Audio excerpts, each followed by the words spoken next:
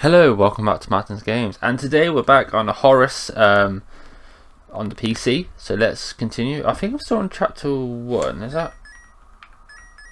I don't know. I've got a table tennis for 2, so I guess this is going to be like a Pong mini game. Let's play. Yeah, it is basically. So basically, at this point, I am Horace playing a video game. I think that's what is happening here. Oh damn, I lost. Oh, lost again.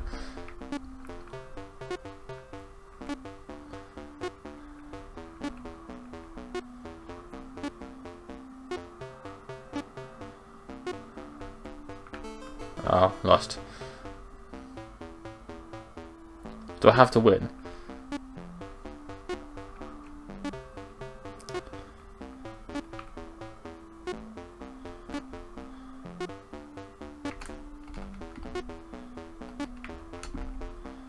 Oh, got a point. Nice. Oh, another one.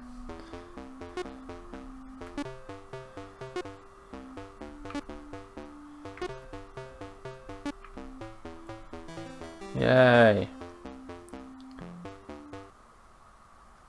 Okay, I think that's win. A couple of months later, her mum and dad had bought her a camera and arranged a day out by the sea so that Heather could take some photos, although I really don't think she wanted any pictures of me.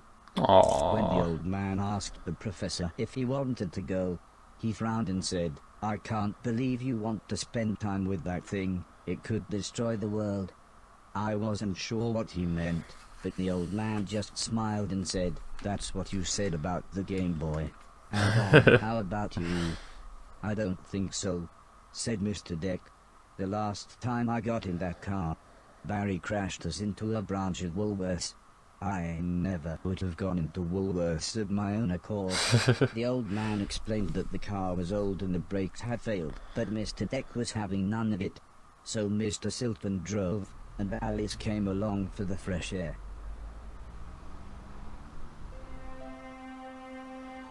Bunny! I enjoyed being outside, although the old lady kept telling me to be careful of the rickety old walkways. It felt like she was telling me off, but I think she was just concerned.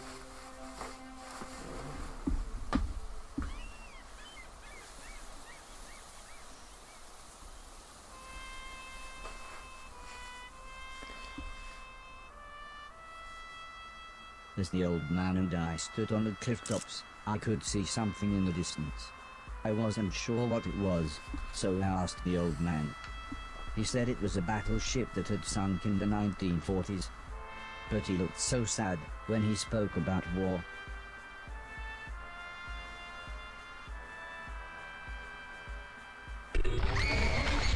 I didn't see what happened, but the metal platform Heather was climbing on would collapse. She was safe, even if the rocks she was on looked very dangerous. The tide was rising, and we didn't know how long the Coast Guard was going to be, so I offered to climb down and get her.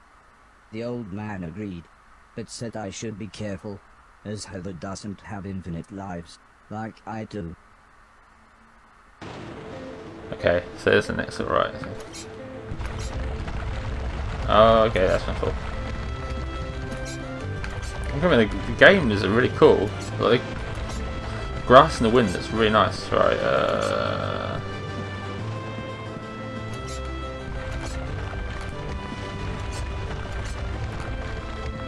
where am I going now?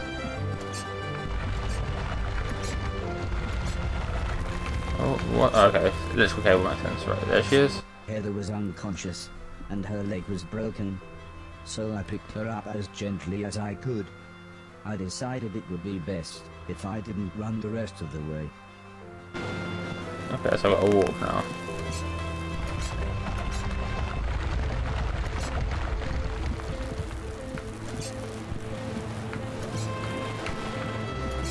Alright. Let's time this right. Go.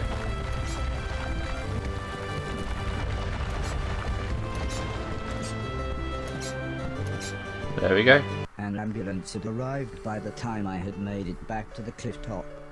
The medics made sure Heather was okay, and then took her off to hospital. A few days later, we all went to see how she was doing. She was fine, but would have to wear the cast for a couple of months. Oh, she likes him now. Only took her and save her life. How's it?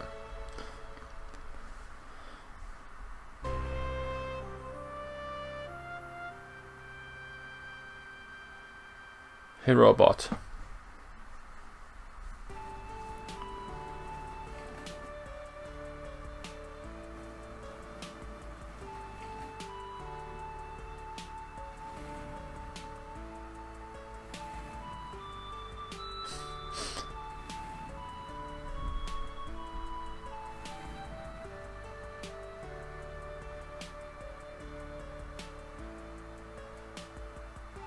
Once Heather got to know me, we became good friends.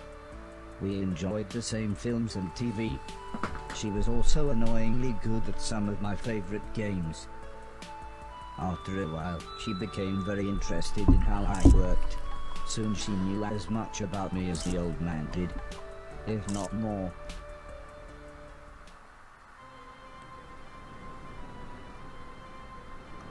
We spent the next couple of months visiting other countries, as when it came to teaching me things, the old man always liked to pick interesting locations. He had explained the basics of mathematics to me at the Great Pyramid of Egypt. Taught me history in the dead of night, surrounded by mysterious giant stones. And even showed me science in action high up in a hot air balloon. This is why I was surprised when the old man took me to a restaurant. It was nice, but it seemed very somber compared to the previous grand locations. He said he just wanted to chat, and this was nice and quiet. Plus it was his favorite place to eat. We talked about life, the universe, Douglas Adams, everything really. When I asked him why were we here, why did we exist, he just smiled and said, life is like a game, just don't expect to be finished anytime soon. When I looked puzzled, he said, well, everyone should have a purpose. So I asked him, what's my purpose? He thought for a bit, then said, so you want to be a real boy? Which just confused me even more. Eventually the old man said, for now, I want you to help clean things around the house. I must have looked unimpressed, as he then said, okay, I want you to clean 1,000,000 things.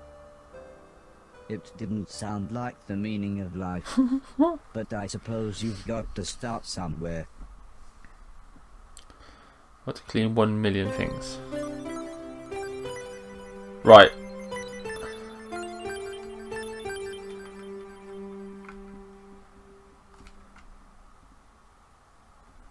When it pauses. The next day, the old man sat me down. I'm actually going to keep recording for a minute, He said Mr. Silton had a joke so I can actually quit the game. and that I should pull his finger. I don't think I got the joke. So the old man powered me down again. This time when I pulled Mr. Silton's finger, I got the joke. But it wasn't very funny. The old man then explained that he had installed a special chip which allowed me to clean away anything that was broken. He said it also tells me how many things are nearby, and how many smaller things are in a bigger thing. It all sounded very complicated, but he said all I really had to do was pause, and it would bring up all the information I needed. He then said he wanted me to find and clean all of the items in the room. He told me there would be some chains to climb, but that would be nice and easy, as I just had to press up. He then finished by saying, when I had collected all the items, I should come back here. Okay, right. So I will now end this episode here. So thank you very much for watching. Love you. Please give a thumbs up to the new channel or subscribe. Bye.